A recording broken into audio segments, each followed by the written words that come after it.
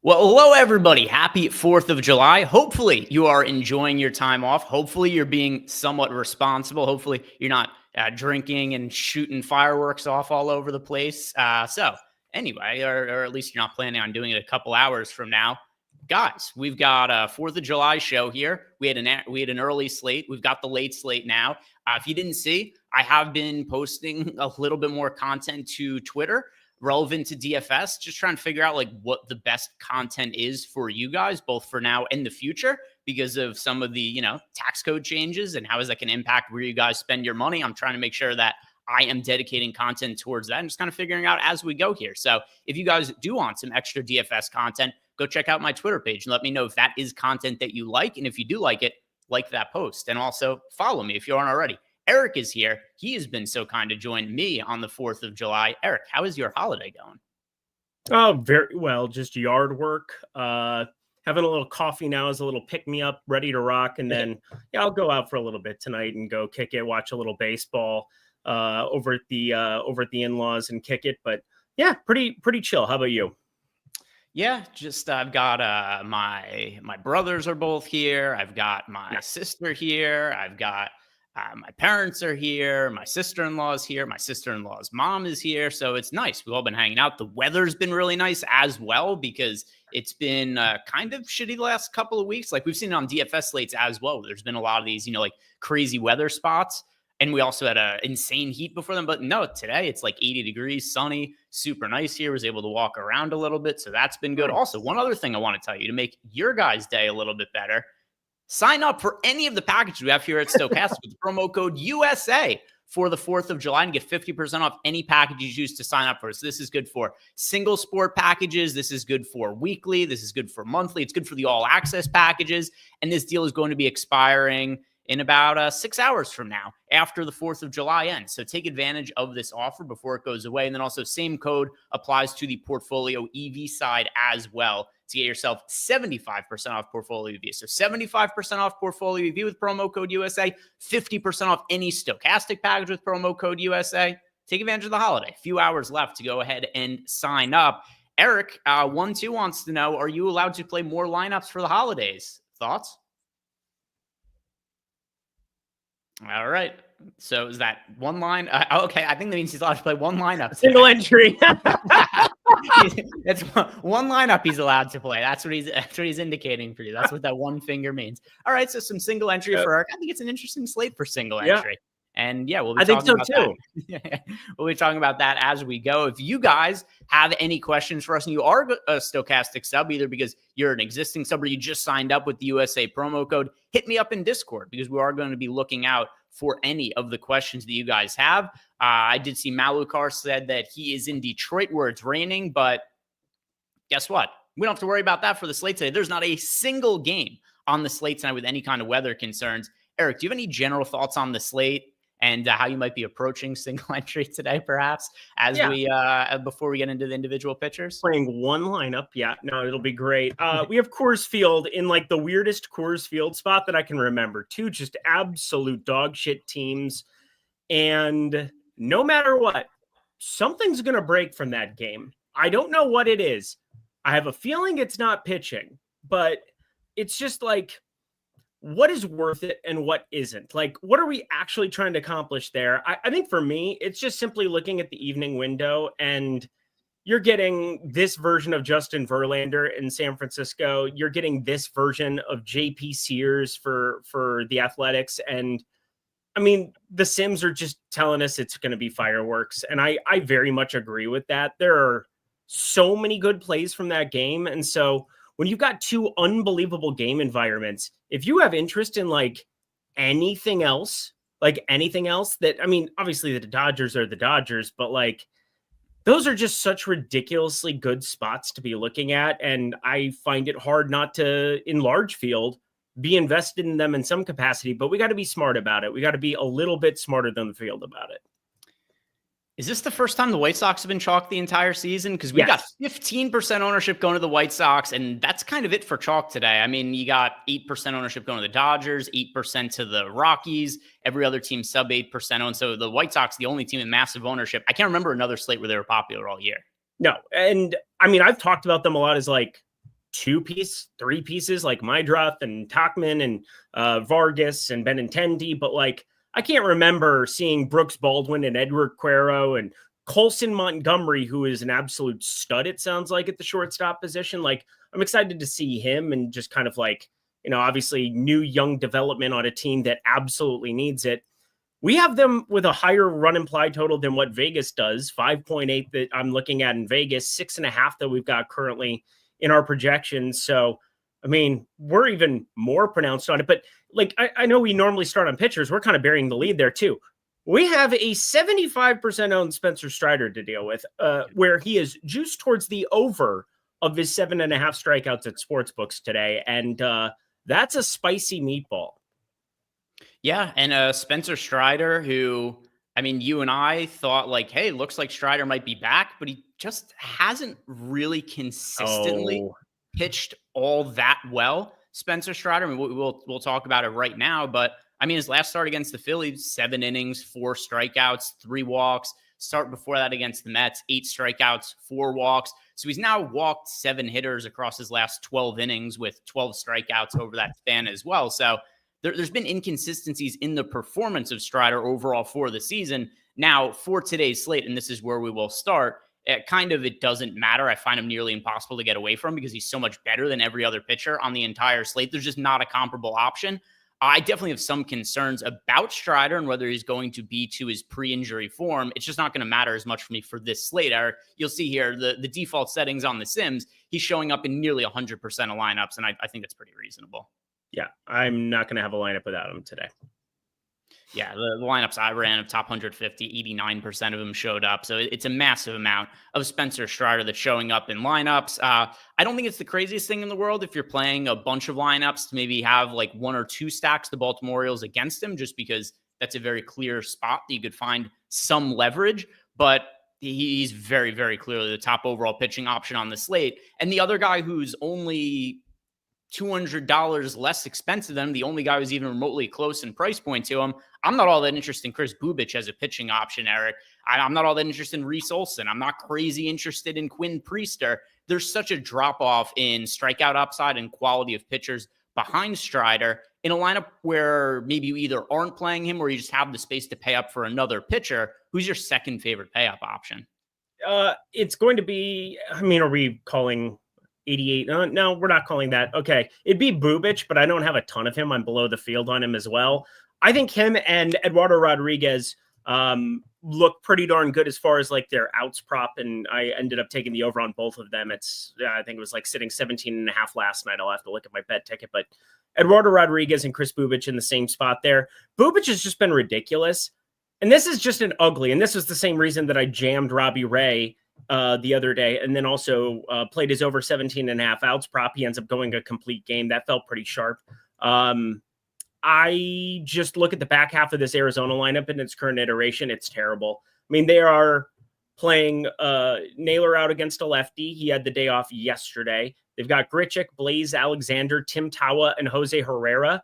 I mean, as far as the last 3 go, I mean, they're just complete non-factors. Randall Grichuk, he's been a platoon guy, but I mean, I think Chris Bubic definitely has upside. It's relative to Spencer Strider, and I think Spencer Strider just dominates when you look at the strikeout matchup. Yeah, I don't really find there to be a close comp to Spencer Strider for tonight. And then if I am looking to get different somewhat at pitcher, it's not even going to be by spending up. There are other guys that I like a little bit in the 7K range. I don't really have interest in Reese Olson, Eric. I don't have interest in Quinn Priester. I don't have interest in Slade Ciccone, who has like a fairly ridiculous price point. Verlander, like guys like Verlander, Priester, Olson, Bubic. I get a couple of lineups of each of them, but it's nothing really all that significant of any of them. The guys that I'm getting to double-digit exposure to who aren't Strider are all in the 7K price range or cheaper. Yep, same. All right, so let's talk about the 7K range. Erod, I feel pretty comfortable saying he's going to be the second most popular starting pitcher, particularly in single entry. Single entry, I think you might end up seeing Erod being like 30-ish% owned, which I think that there's some interesting leverage options to be had there, especially for large field tournaments, but especially for single entry tournaments. He is my guy I like the most in the 7K range, but I want to be playing both sides of Erod and the Kansas City Royals. I do too. And I think Erod looks awesome. I think he should be the guy that, I mean, the Sims are throwing up there as the second highest there. Decent enough K prop.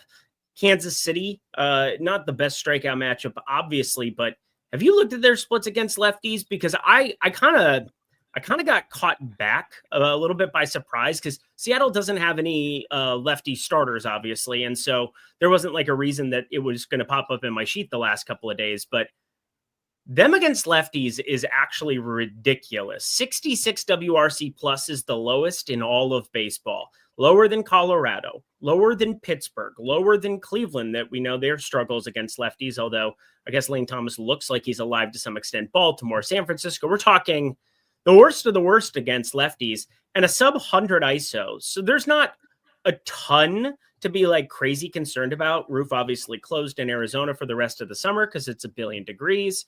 I really like Erod, but the field does as well. And that's kind of where like I'm right now around 30%. I don't know if I want to be moving any more to Eric Lauer, but like there is definitely a case for flip-flopping that ownership because, I mean, we could see Erod, as you said, in single entry way up there, and Eric Lauer gets the Angels. And we know when the Angels come to town, you got strikeout upside, and Eric Lauer has had a surprising amount of it this season. Yeah, so I look at the pitchers that I'm getting exposure to, and yeah, Erod's the guy who I like the most overall in the 7K range as an option. Also agree with you. Really, really good matchup on paper against the Royals, who have struggled a ton against lefties. It's just more so that Erod, I think, in single entry can end up being super popular as well, which has the other side drawing some interest to me. The other pitcher who I'm getting some exposure to that I don't feel great about because he's really struggled this year is Sandy Alcantara. He has had a lot of bad luck. He does have a 6.98 ERA, but he has a 4.91 expected ERA. He's a 4.69 FIP. Also, not great marks. He still does have an average fastball velocity of 97.5 miles per hour. So it's not like he's completely lost his stuff, but he's clearly not been able to regain his form where 2022, he wins the Cy Young Award. 2023, he struggles. We end up finding out that, he dealt with an elbow injury. He misses all of 2023, comes back, and it's just been a really, really poor start to the season. Projection models are still fairly high on him going forward, or at least improving a good amount. Not necessarily to the Cy Young level that he was of a couple of years ago or 3 years ago, but a little bit better than he was in his follow-up season to that. So one thing that we do have out of Alcantara, which is kind of nice, is despite the arm injury from last year, they let him throw a shit ton of pitches, and he almost always goes at least 5-6 innings. And then also, if you look at the matchup on paper for Erod tonight against the Brewers, it is a good offense, but it's not like an elite of an elite offense either. That's going to be impossible to navigate. Like, I don't think that is the case whatsoever. And then something else as well, he's pitching at home. This is a really solid ballpark that he's pitching in 4 pitchers. And then also just the pitching options are terrible today. So when you're getting Sandy Alcantara right around 10% ownership, he's somebody I'm willing to take shots on for such low ownership to save some salary at pitcher. I get it. I mean, the stuff plus, you just look at it on this entire slate. And it caught me by surprise because, like, you have Ohtani, which that doesn't count. He's, pitching 2 innings at a time. Ben Kasparius, who's going to be your main starter for Los Angeles today. I mean, that's ridiculous that he's at a 118.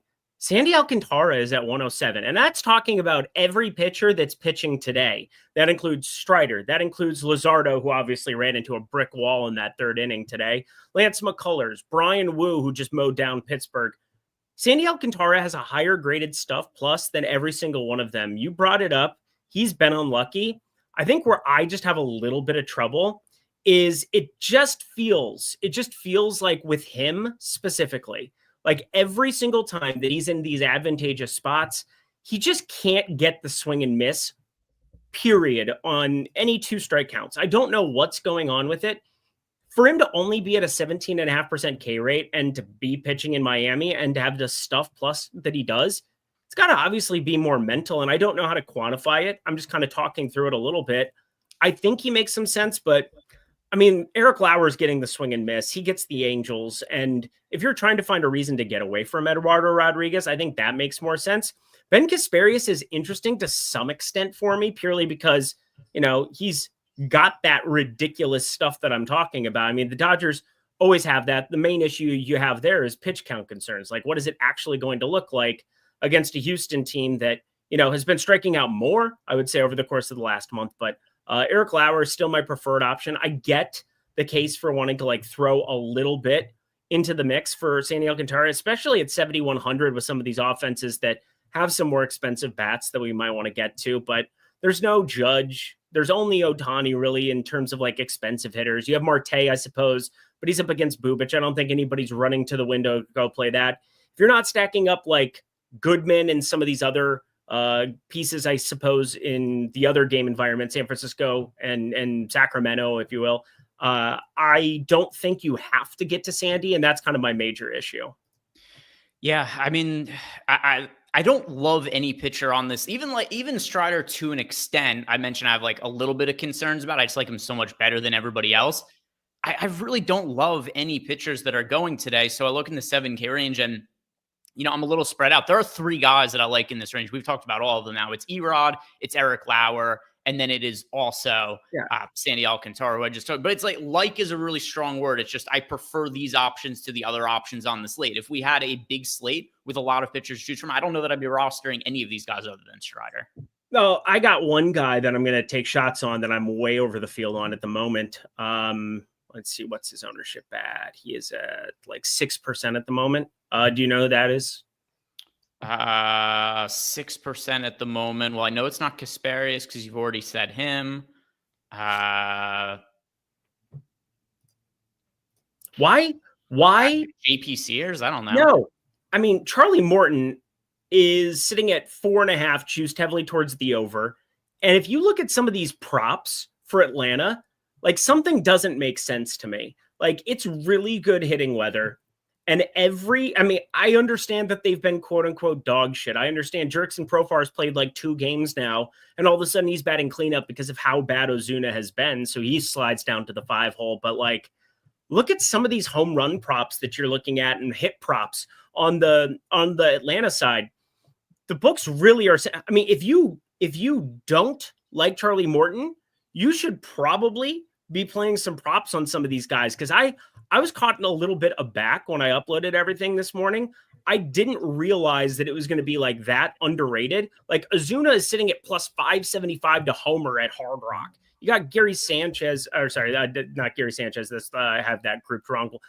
Ronald Acuna plus 425. Like we're talking some really long odds for good hitting weather against a Charlie Morton, who, he's been a little bit better here against the righties. And, obviously he's 41 years old. There's lots of concerns, but like he's only given up 10 total homers, I suppose, on the year. I heavily juiced towards the 4.5 number. It's not that far away from some of these other arms that we've got going. And he is 6% purely because the game environment is obviously much more difficult than pitching in Arizona or pitching, somewhere like, Dodger Stadium. There's so many good game environments, I suppose, on today's slate relative to other spots. I just feel as though like something has to give if we're going to be seeing them that undervalued. I'm going to be definitely taking shots on Charlie Morton. I'm not getting there, but I don't hate it either. I also understand why some of his props are lower just because he's pitched past 5 innings twice the entire season. So it just kind of limits what his counting stats could possibly be. But yeah, the Braves have been an enigma this year. It's just been a super bizarre team where it looks like they're turning it around and then all of a sudden they just don't score runs for a week, or all of a sudden the pitchers get lit up. They're in easy matchups and they struggle. They play the Mets and they sweep them. Like there's just no rhyme or reason to anything that ends up happening with the Mets. I really quickly do want to touch on the FanDuel side of things just because that slate's locking in a few minutes. Just play Strider at pitcher, especially consider that he's 9,500. Erod is more expensive than Spencer Strider over on FanDuel. Erod is $9,600. Strider's $9,500. Bubic is $10,200 to Strider's $9,500. Reese Olson's $8,900 when Strider's not. Just play Strider over on FanDuel. I think pitcher's pretty simple there. Yeah, you're playing Strider. I don't have anything else to really throw out there. I mean, he's been sneaky good. And I mean, I've been banging the drum for Strider a lot more than I think you have. Like, I think you still have a little bit of uncertainty. We haven't had some of these like ridiculous. He had the 113 strikeout matchup against, who was it? Colorado. There we go. Against Colorado. And I don't think it's really been like absurd by any means, but like the velocity's back. He really hasn't been tagged whatsoever. I mean, 5 earned is the most since he came back. I think that's the most he's had all season, I suppose, too. He had the 1 start right off the gate and didn't look very good in that one, I suppose, but still limited to just two earned. There it is. All right. So Spencer Strider on FanDuel, you definitely want to fire up. Like, I can't even come up with like a close second other than like, yeah, Bubic is fantastic this year, but I don't know. There's just not really a point over there. Yeah. And I mean, he's crazy popular. That's the only thing you could really say is, maybe you make because he's 57% projected owned. So maybe just to get leverage, you'd make a lineup stacking the Baltimore Orioles and play like Erod or Bubic or something at pitcher. But I don't know. I think Strider's just the guy to go with over on FanDuel when you consider the other pitcher pricing. It's, or I guess if you really want to go crazy, the cheapest pitcher or the second cheapest pitcher on FanDuel is Charlie Morton.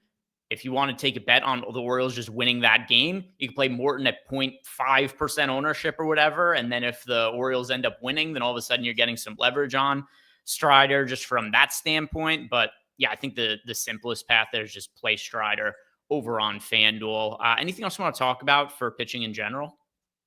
Not really. I mean, I made the case for Morton. Kasparius is good, but like the pitch count, they're just not going to let him get outside of 80, 85 pitches. And that's like an absolute tippy top range. Yeah, there's no reason whatsoever to play like Justin Verlander as leverage, right? Not in my opinion. Yeah, I don't think so either. He's awful now, and it's a bummer. But nobody should feel bad for him. He has Kate Upton. Yeah, we've got Einstein asking us any love for Priester tonight. If he was cheaper, like maybe you can make it. He's not an outright fade for me or anything like that. I didn't remove him from the Sims. He showed up in a couple of lineups, but I mean, there's still the issue here with Quinn Priester, and you see here, I mean, like the default settings on the Sims, not making any adjustments, he showed up in 2% out of the top 150 lineups. It's just, what is the realistic upside of Quinn Priester? He's got a strikeout rate of 18.5% this year, which is a career high for him. He just doesn't generate swing and misses. His overall strikeout rate for his career is 16.7%. So going forward, he's probably more likely to see regression in his strikeout rate than anything. It's not like his swing and strike rate is any different this year than the rest of his career. It's 10.2% this year, 10% for his entire career. He's not a terrible pitcher. He's just not any good for fantasy. He's just a guy who kind of exists, has a lot of starts where it's like 6 innings, 3 runs, 3 or 4 strikeouts, and you get like 12 fantasy points out of him or something. Yeah, bet his over 4.5 at NoVig plus 140 right now. Just do that. Don't play him in DFS. Just bet his over 4.5 strikeouts. There we have it. So let's go and start looking at stacks, unless you guys have any other questions for us. If not, then yeah, we'll go ahead and look at stacks. And one more reminder for you guys that today is your final day to take advantage of the USA promo. Sign up for any of Stokastic packages, weekly, monthly, all access, the single sport. If you just want to sign up for baseball, weekly, monthly, core, max. If you want to sign up for PGA, core, max, like whatever package it is that you want on the DFS side, if you sign up with the promo code USA, there's a link down below in the YouTube description box. You will get 50% off that sub. All right, Eric, over at offense, we talked a little bit at the top of the show about how for the first time, maybe in 2 years, it might not have even happened once last year that the White Sox were chalk. I can't recall it happening. It probably did at least once, but I can't remember it happening. Maybe there was a 2-game slate where people had no other options. I don't even know they would be chalk on a showdown slate. The White Sox are 15% owned. They're double the ownership of the next most popular team on the slate. They're going up against Antonio Senzatella. They're in Coors Field. By the way, those are all the factors that have to happen for the White Sox to be 15% owned. It has to be a small slate. They have to be in Coors Field against Antonio Senzatella, and they have to be absurdly cheap. Is the ownership warranted, in your opinion? Yes. Ish. No. Ish.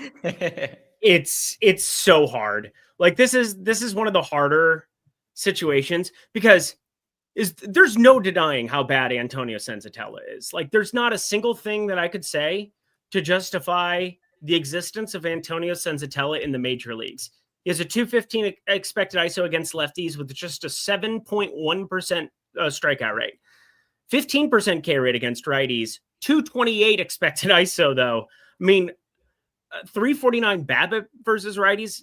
387 BABIP against lefties. You could say maybe a little bit unlucky, but his expected WOBA is just out of control on both sides of the plate. Against lefties, 419. Against righties, 386. I mean, he's just allowing infinite base runners. He's allowing infinite opportunities. I mean, the main thing is that like a guy like Mindroth is basically useless, has no power utility other than just like go up there and hopefully he runs for you. Benintendi is a really good piece. Obviously, 254 expected ISO against righties, 21.3 degree launch angle. If he gets a hold of one, it's gone in Coors. But like, this is a ton of ownership for a team. Like, Teal has 0 homers from the left side against righties. He has like Baldwin, he went yard against the Dodgers. Like, there's just nothing looking through their individual numbers. Like, Cuero has a sub .020 ISO against lefties. Like, we're talking some of the worst numbers I've ever seen. Like, Sosa's fantastic. Montgomery, I'm the most excited to see him out of everybody playing there today. But like,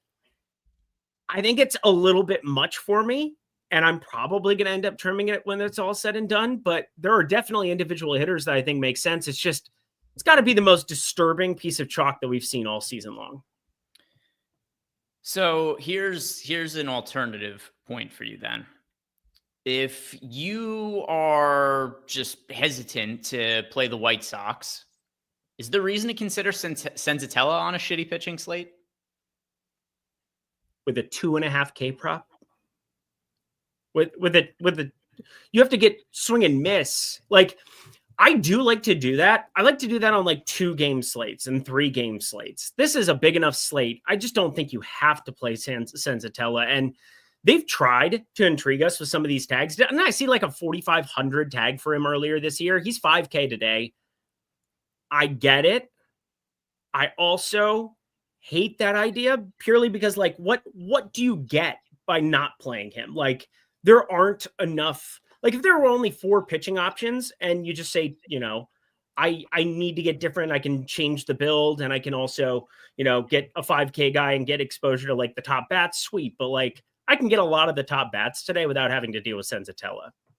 Yeah, I don't have Senzatella in lineups. Here's what I'm doing with the White Sox. I'm not playing them in single entry. For large field tournaments, I think they look really good, especially as salary saving options. It's so easy to plug some of these guys in to save salary in some other lineups where, you know, if you're making an expensive stack today, like you're going to the Dodgers or something like that, you plug in a White Sox hitter or two and all of a sudden the salary fits together because of how cheap these guys are. So I think they look really good for large field tournaments. I am scared of what their ownership is going to look like in single entry. Because, I mean, if you're going to have like if you're going to have 30+% on White Sox hitters in single entry, the team's just simply not good enough for that, even up against Antonio Senzatella. So for single entry, I'm not playing the White Sox. I think they look pretty good for large field tournaments. I think they're the best cheap team on the slate. So then it has to lead me to this question. Who is your favorite stack for single entry?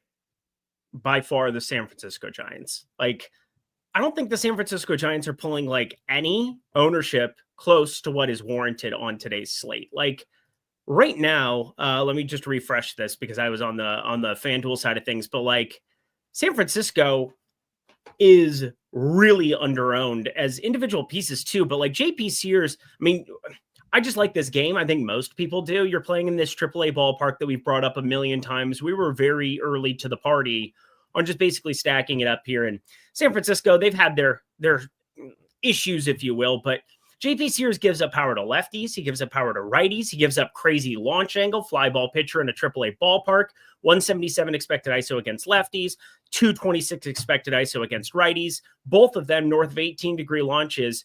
I mean, you don't have any, like, I basically think whatever this lineup, I also love that the lineup isn't out yet before lock. Like, the lock, like, if the lineup was out right now, I think, oh, it just came in as I said that. That is the creepiest thing ever. I just saw it upload.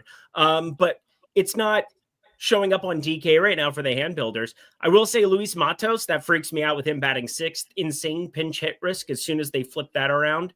You know, against a righty there. Let's see. Yastrzemski is not in the lineup. So yeah, if they bring in any righty there for the A's, you're probably seeing Matos getting the heck up out of there. But I mean, he's 2.5K.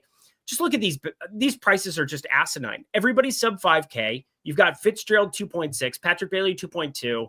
I mean, if you want to play all the Spencer Strider, get to a little boo bitch and you want to slide him in a little bit as well, even though, again, Eduardo Rodriguez is my guy. San Francisco is my favorite single entry stack. Really quick, want to touch on this. I know I responded to Noah in chat and he gave it the thumbs up, but I still think it's important for everybody else to know he is getting to a lot of exposure to Strider. So to try to get less of Spencer Strider, he went in the contest generator and lowered his ownership. That is going to make him look better when the slate is simulated because it's going to make it seem like he's lower owned than what he actually is. Here's what you should do. Here's the set of lineups I have here. Click on the ROI boost. See right now we've got 95% of Strider.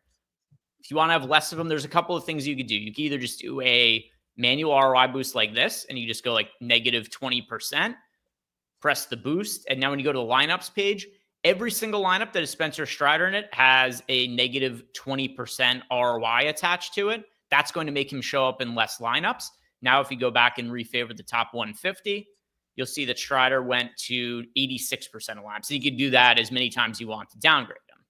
Here's another thing you could do. And I'll clear these boosts right now. Maybe there's a really specific number in mind that you have of Spencer Strider that you want to get to.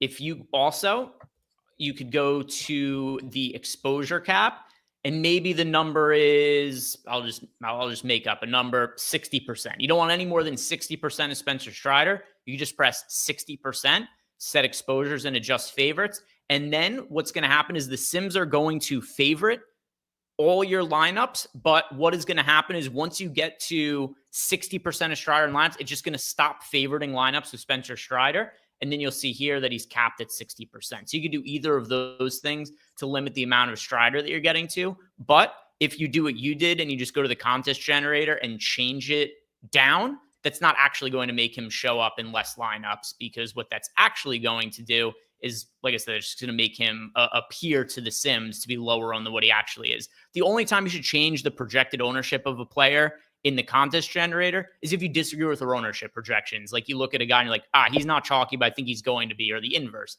That's when you go ahead and make that kind of change. So getting back to stacks, I'm rolling with the Royals in single entry, Eric, and it's primarily because I think that Erod is going to get steamed up in single entry tournaments. It's hard to say for sure because like Strider's for sure the chalky SP1. And then you try to figure out where are sharper players or just people hand building one lineup going to go. I think people are going to feel the most comfortable going to Erod. And I think that's going to drive him to be a little bit over-owned in single entry tournaments. And that's where I think I have leverage on the field. Is it necessarily going to work out? Probably more often no than yes. But like, for instance, in single entry earlier today, I ended up stacking the Reds in single entry against Jesus Luzardo, who is 70% owned. That was an instance where it ended up working out. And if Erod only ends up being 20% owned in single entry, then regardless of the results, I think I'm just on the wrong side of it. But I think he's going to be more popular in those kinds of tournaments. I do agree with that. I mean, yesterday, I ended up betting Eduardo Rodriguez plus 107 on NoVig. Somebody posted that. I did. They just basically copied a line. I was like, yeah, that is not correct. And he is now minus 120 to go over. So I'm cheering against you to some extent. But also, I totally understand it. It's the right game theory play. And if my wife allowed me to play more than one lineup today, 1, 2. Otherwise, yeah. I mean, she doesn't even. How many today? 50. No, I wanted you to throw the bird out again, but whatever. No big deal. No, I think we played the bit out. I thought it was pretty funny, but yeah, one lineup to rule them all, one lineup to find them. Definitely like the idea of getting leverage against Erod, because I'm with you. I do think he gets steamed up. His ownership just went up in our last update too. I think it's like bordering the 20% number. I think, as you said, single entry, you can end up 25, 30%. I don't know what else you feel good about.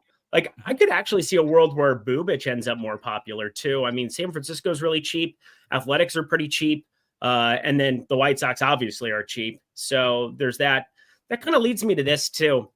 We haven't even said Colorado yet. And they're taking on the White Sox, which finally they get to fight somebody their own size, if you will.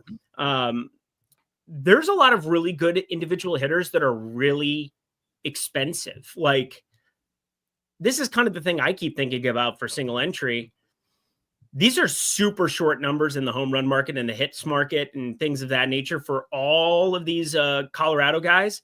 And they get to go up against Adrian Hauser, who, I mean, what do we think about Adrian Hauser? Because, I mean, has he been the most ridiculous outlier pitcher in baseball so far this season? Like, he's up there. Like, Adrian Hauser has been out of control. He's like a sub-2 ERA, 1.17 whip, but like going into Coors is a little bit different than pitching at home in Chicago there in some decent weather that he's been in. Yeah, so I think that when it comes to Hauser and the matchup here for the Rockies, they have some ownership. I'm just like right in line with the field of them. We have them 8.5% owned as a team. I look at my top lineups. I got to 8% of them in the Sims. Okay. So I don't have any real kind of stand there. I think it's a reasonable team to be getting to. But you'd also mentioned they're kind of expensive now. So if I filter by the players I have the most exposure to from Colorado, actually, I'll do it on the screen here as well. Let's see if we filter by the Colorado Rockies. All right, yeah, so without making any adjustments to the Sims, you see, some of these guys show up in lineups, a little overweight to the field on Toglia, a little bit overweight to the field on Estrada, a little bit overweight to the field on Moniak. But Tyler Freeman's $4,900. Jordan Beck is $4,500. Hunter Goodman's $5,600 at catcher now. And by the way, he's actually the one player. He's been the one real bright spot for the Rockies this year. He's been awesome. Has Hunter Goodman been? But he's got nobody really helping him outside of that. Then still Moniak, 4,200, Ryan McMahon, they're just not as cheap as they normally are. And considering there's some ownership going there, I just don't have any real kind of stand versus the field. I just think that the ownership is about appropriate there. Okay. It's just, it just feels strange to me. I mean, Hunter Goodman is the most popular catcher. So, I mean, he's the one guy who's actually pulling the ownership, but I definitely feel like we have opportunities here. Oh, did Harrison Bader just hit a walk-off homer? He had 2 homers today. What a disaster. God, Hunter Bader. I was going to get a Buxton at bat. That's so hurtful. My God. Harrison Bader, are you kidding me? Are you upset your Twins won for a change? Yeah, I actually am. I wanted it to be Buxton to do it. First pitch, gone. Whatever, Harrison. That game sucked. 4-3 win for your Twins. Yeah, congratulations. I lost money on that game, so real fun. Well, back to today's slate.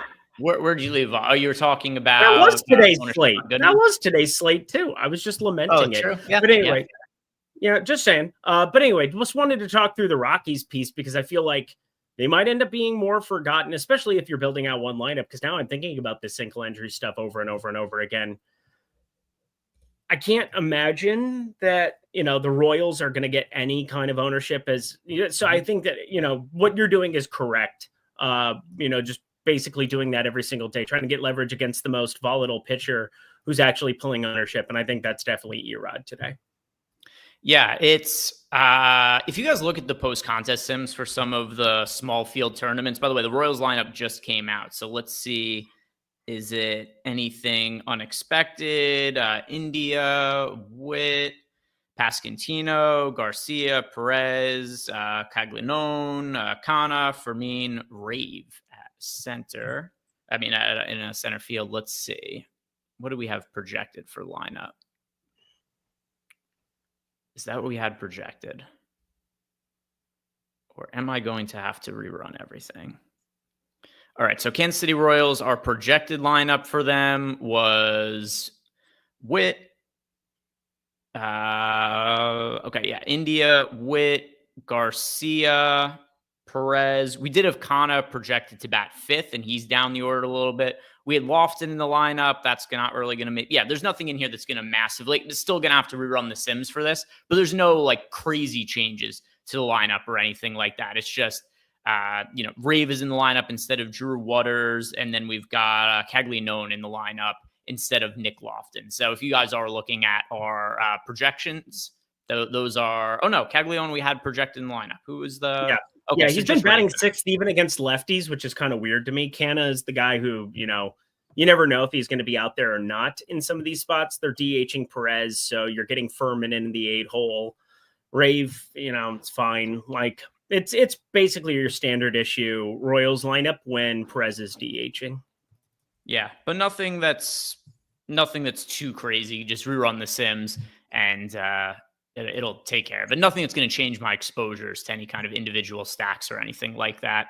No. But yeah, so anyway, I was going to say, if you look at the post-contest Sims for some of these small field tournaments on most slates, and this is what drives a lot of my strategy, you almost always see that there's positive ROI on teams that are going up against really chalky, mediocre pitchers. Not like teams that are going up against, Jacob deGrom or going up against Tariq Skubal or anything like that.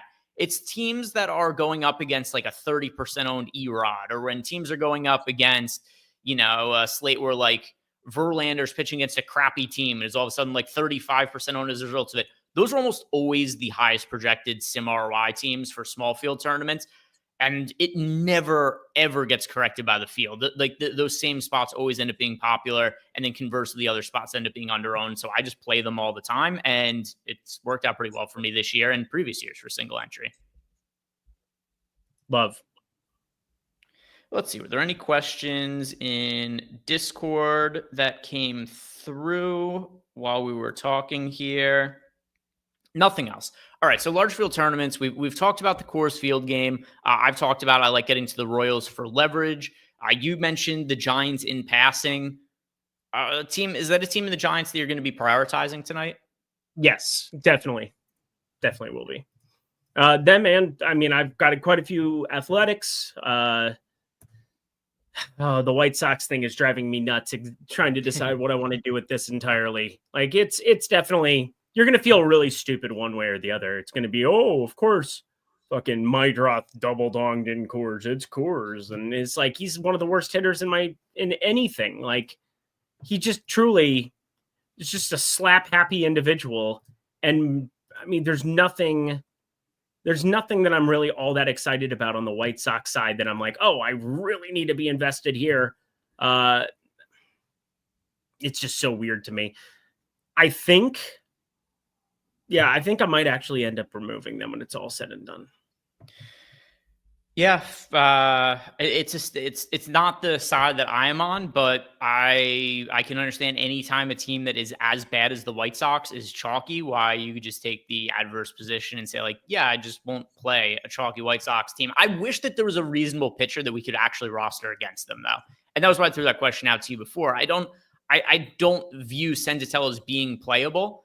If there was a pitcher who, like, I would have played Freeland against Kyle Freeland. Kyle Freeland sucks, but like, I would probably play Kyle Freeland if the White Sox were this popular. Kyle Freeland has a sub 4 xFIP. Like, Kyle Freeland's been good this year. Like, Kyle Freeland is actually good. It just sucks that he pitches in Coors for himself and his livelihood, because I think Kyle Freeland's sneaky. Like, I think he's actually sneaky good, even though I can't remember who it was that I played for a home run against him because it just made no sense to me. But Kyle Freeland is one of those guys that, you just brought up like the one dude that I'll defend. 4.02 xFIP. So now he's over 4 for an xFIP. That's annoying. 3.82 FIP though, and that's the number you like more. 1.5 wins above replacement. 1.5 WAR. That's not bad. Yeah, no, but that's what I'm saying. Like, he's not good, but like that's the caliber of pitcher I would play against the chalky White Sox team. As would I. Senzatella is just we're on the same. I can't do it. Yeah, he is a walking anus. That is correct. Are there any other offenses that you're prioritizing for tonight? Thank you. You like my rants. I appreciate that. Any other offenses? God, there's so many good game environments. What are you doing with the Dodgers? This is the other one that I think is very difficult to figure out. I'm playing individual batters from the Dodgers. I'm not really playing 5-man. I very, very, very rarely end up stacking the Dodgers this year, especially because we have Strider as such a better pitching option than any other pitchers. It's very hard to make Dodger stacks without making some sort of consolidations at pitching and saving salary there. And, I think Ohtani looks really solid as a one-off. Let's see, who else from the Dodgers do I end up getting to as a one-off? But I only have 2% of them in top 150 lineups as a 5-man stack. Okay. Yeah. So I get to some of Ohtani. I think Mookie looks like a reasonable one-off. Pages looks reasonable as a one-off. Didn't really get so much of Teoscar Hernandez or Freddie Freeman. But yeah, as 5-man stacks, they're just really expensive. Yeah, definitely are. And it's just a very difficult slate to like get to, like, pulling as much ownership as they are. I'm just really not going to do it. And I'm going to watch them put up 12 runs because they're what the kids call do. But Houston's got the best bullpen in baseball. Like, Houston's bullpen is just outrageously good. So that makes me feel a little bit better. You know, it's kind of funny. I was just thinking about this as I was looking at the pricing. Like, even though he's expensive relative to normal players, Mookie Betts is not expensive for Mookie Betts. Remember, he was sick before the season started, and we were talking about, like, what is the season going to look like for Mookie Betts starting the season off unhealthy? And I think he homered in, like, the second game he played or something like that, started the season off decently. So the narrative kind of got swept under the rug. I feel like he is the most underperforming player in the league that just doesn't get talked about. He had the second best MVP odds, I believe, in the National League heading into the season. He's a 98 WRC plus this year, Eric, and is barely above replacement level. There was a lot of rumblings, LA crew, everybody out here, that they couldn't believe that Dave Roberts kept him in the 2-hole for the last month. Like, saying that the fact that Andy Pages and him didn't just flip made no sense. But it's a comfortability thing. It's also just kind of an investment in the fact that, like, you know who Mookie Betts is when he's right. I don't think he's been right for quite some time. Nice to see him go yard yesterday, I believe it was. It's ironic because, like, I don't know if he had a home run like the entire month of May, it felt like, watching as many games as I do of them. But he continues to underperform, no doubt about it, but he never strikes out. He's got just really, he's still your cornerstone piece. He'll get it together at some point here, but there were a lot of rumblings that Pages and him should just switch and have Pages batting second and Mookie Betts batting sixth. And I can't think from a real baseball perspective, not from like a clubhouse perspective, that wouldn't be the case. Like, you would absolutely do that. Yeah, and you would have thought too, just with the illness that he was dealing with in the offseason, that he would get better as the season goes on. But he started the year off not at his normal Mookie level, but started the year off okay.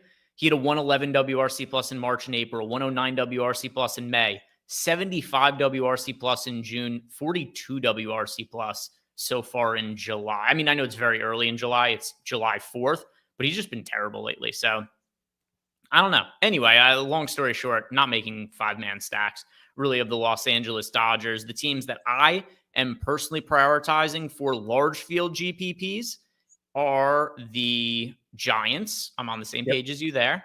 The White Sox, so we're a little bit different there. And then the Royals for me as well to get a little bit of leverage. And then it's a lot of teams that I have in like 5 to 8% exposure to. I mean, again, the White Sox thing is driving me nuts. I ended up just taking them entirely out. So congratulations to the White Sox on scoring 24 runs today. I have 0% of them. And with that said, there are only 4 minutes to go here, so we are going to start lining up our home run picks. Chat, if you want us to read off your home run pick on the show, leave it in the YouTube chat right now. I'll be reading it off. And then also final call for our July 4th promos. 50% off any Stokastic DFS package. Promo code USA. 75% Portfolio EV. Same promo code USA. Just wanted to make it easy to remember. Whatever it is you guys want to sign up for today, use that promo code USA. Take advantage of the discount. Those deals are going to be expiring in about 5 hours from now. So speak now, sign up, or else it's going to be going away. Eric, who are you picking to go yard tonight? Yeah, you know, it's nice because, I mean, I haven't really played him. I haven't really talked about him. I don't really know exactly why it is that he's popping as much for me, but Tyler Fitzgerald feels really, really fun today. So he's plus 425, plus 450. There's a plus 700 at NoVig and ProfitX right now. I don't agree with that. Tyler Fitzgerald was one of the most touted second baseman prospects here coming up from San Francisco. And has he underperformed so far? Yeah, I would say that. 28.8% hard hit looks awful. 299 expected slugging looks awful. But there's a couple of things.